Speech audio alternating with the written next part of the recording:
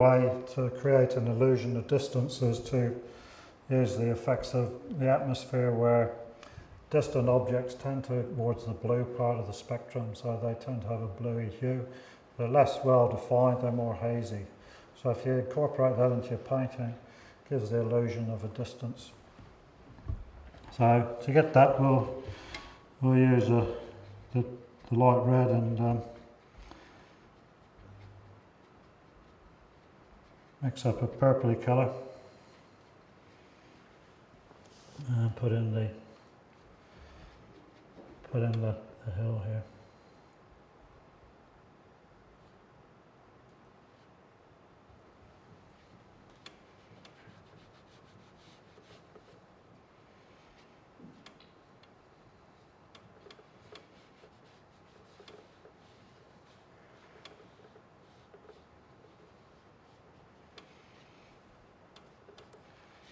And this background hill.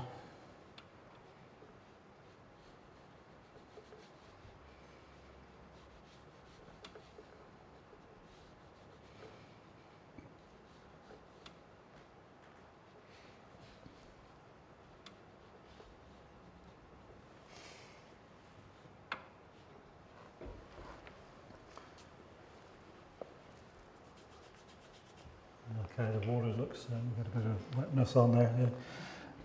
We'll assume that there's some primary light source coming in from the right, and we'll add a little bit of texture into the mountain.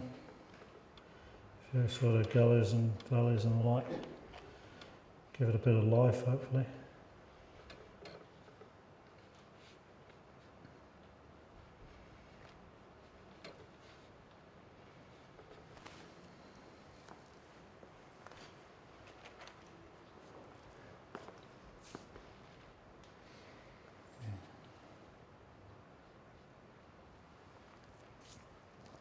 So that would be the second stage.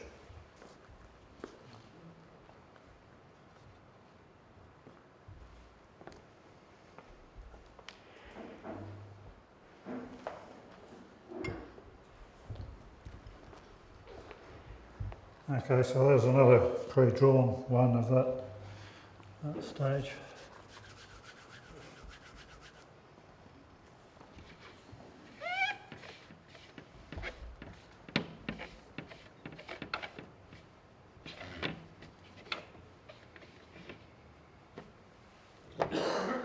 Okay, we'll change the blue now. We'll use a Prussian blue. It's a pretty powerful staining pigment, so we don't need a huge amount of that. And some burnt sienna.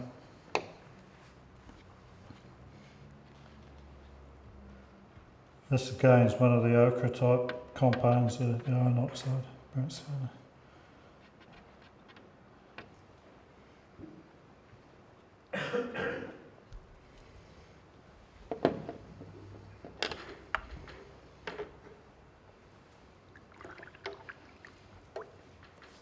I mix up a green and blue and yellow make green.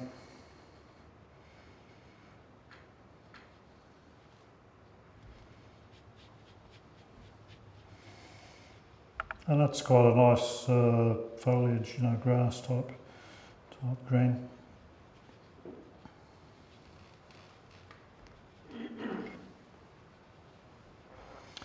Okay, we can use this now to put in to define the river and put in the foreground here. Leave a little bit of this.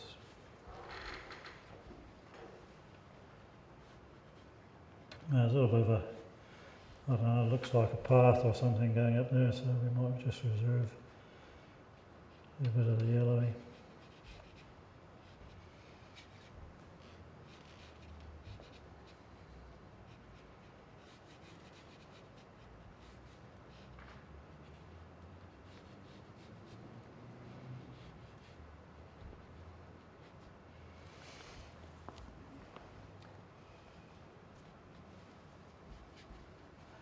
So this is stage 3 of the landscape, where you've got the sort of midground and foreground.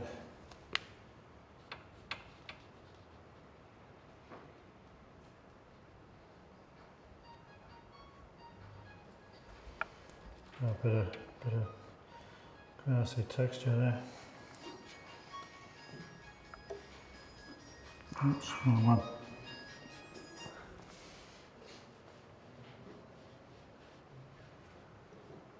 You can see if I drag the brush across, you can see the effect of leaving the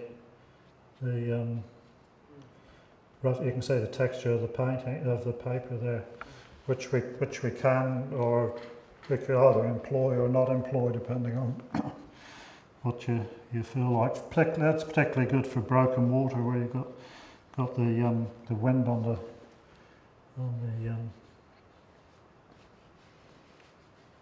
water. So if you were going to employ it, what would you have done? Is this what you do? Oh, I just let it dry and then Do something else at the top? yeah. I don't want to do that on this, particularly this grass bit here. We'll get a few. How do you hurry up your drawing, Tom? Usually. Well, if you're doing this, it's going to take the sky is going to take about 5 minutes, or with a hairdryer a bit less. You drink So- some coffee. Yeah, coffee and yeah. Go back to sleep for the afternoon, you know. So you don't do 3 pictures of everything then? No, just for tonight. Right, that's an initial wash. What I'll do now is I'll mix up some darks, and if we mix up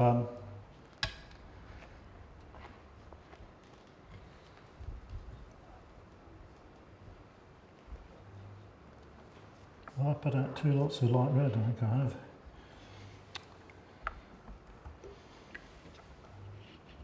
This is what happens when you work under pressure, you put out the wrong colour. Make sure it's the right one now. Yeah.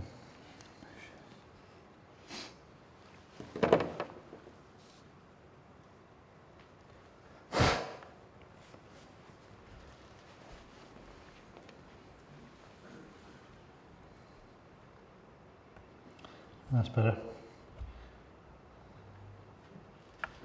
This burnt sienna and Prussian produces a beautiful dark, rich green, sort of ideal for pine trees and the like.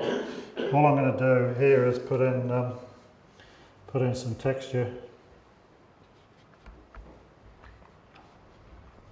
for the grass.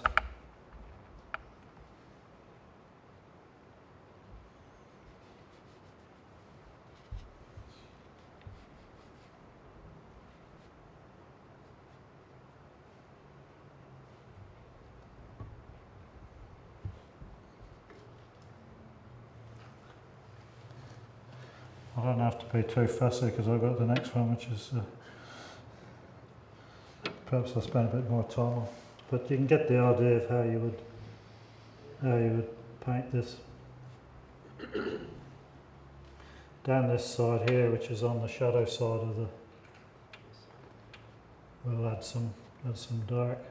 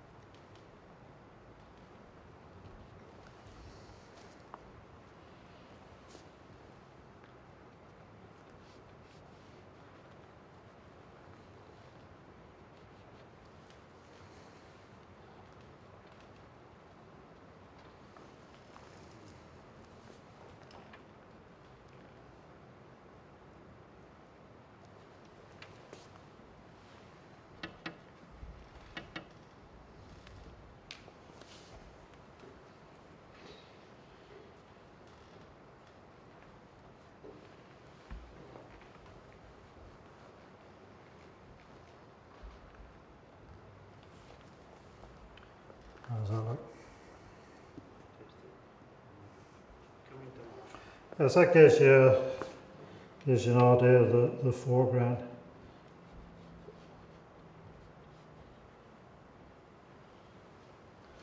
What you can do is use a tool like this or a penknife, and you can scratch in a bit of grass texture. Stuff. I think in terms of the drying, Tom, you use the hair dryer too, which is not useful in other ways. Okay. I learned the other day that this is, in oil painting they call it sgraffito, which is graffiti or sgraffiti. Sgraffiti, I should say, yeah, which is, it means scratching off one layer of paint to reveal another layer. So yeah, so you can do that here to get little bits of texture.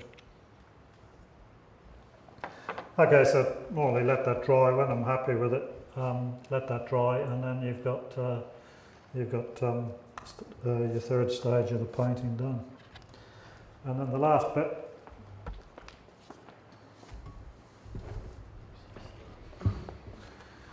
is pretty where we're up to.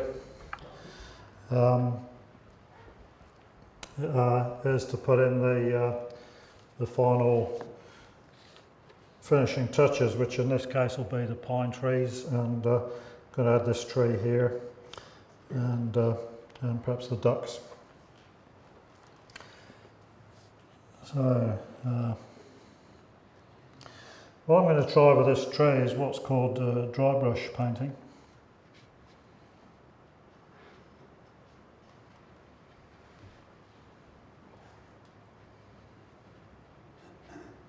What's he doing there, Hans? Where's Con? Oh yeah. Done The idea with the dry brush is to use the texture of the paper and the side of the brush, and just sort of drag it across and get the right dryness of. So this is sort of a tree. So this is a tree, yeah, and then I'll get my little brush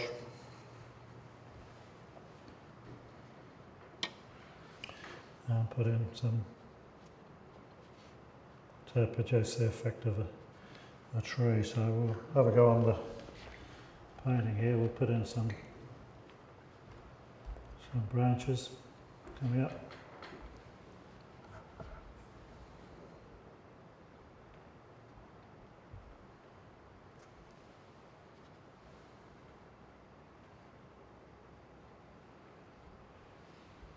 Couple of trees there.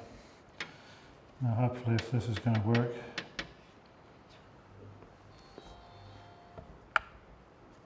Doesn't work. Doesn't work, it doesn't matter much.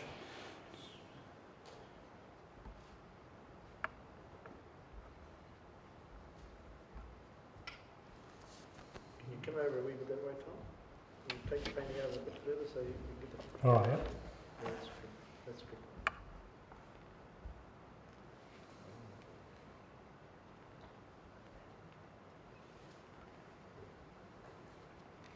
Amazing. That's a eucalyptus, I can see it. Is it? No, eucalyptus, Yeah. good. That's what they are then. Yeah, whatever you want them to be. Oops. We'll try these pines here. Oh, is it? Oh, you burnt pines. There's been a fire through here. You can restore them to what they used to be, isn't it? Yeah. Okay, there's some pine trunks. See if we can make something look vaguely like pine trees.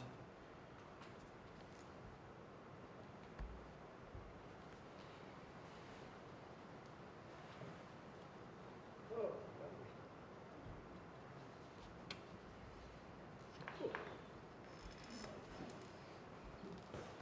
good job for the pulp and paper industry making trees this quick. Yeah.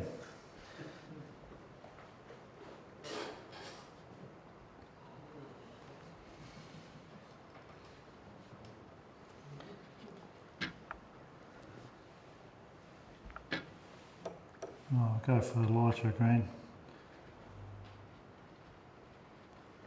Put in a few bits and pieces on the horizon.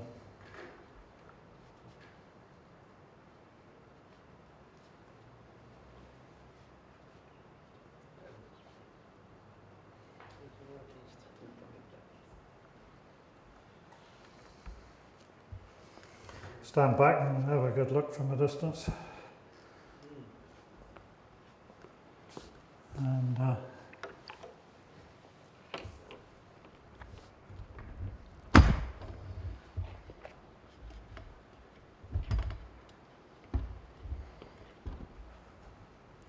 last bit, there's some ducks there.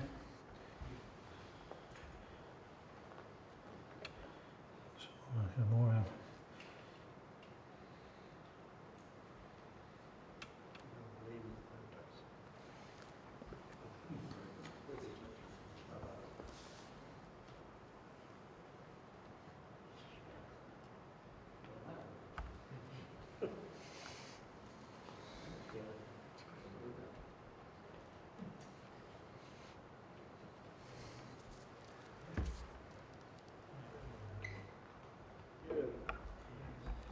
Anyway, there, that's a sort of a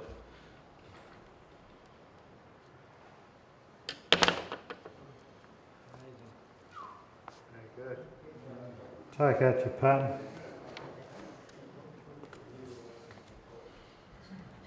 Oh, here's a signature.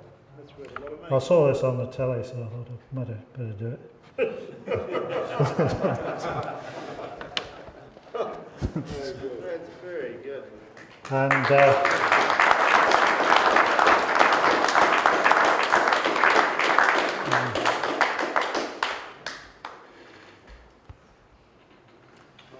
Mr. Frank Clark, he always had Joe the Bird, and then he signed it. If anybody who's got Sky happened to watch those, Frank Clark doing watercolours. You had the mouse. One of them had a little mouse in the corner, didn't they? Oh, I'm not sure about that. So there you go. That's sort of potted view of watercolour painting. So do we want to ask for questions? Tom, since you started painting, have you found that you tend to see things differently, or you see more acutely or something than you used to do? Has it changed your way of seeing? Yeah, so certainly you're always looking for a good composition, and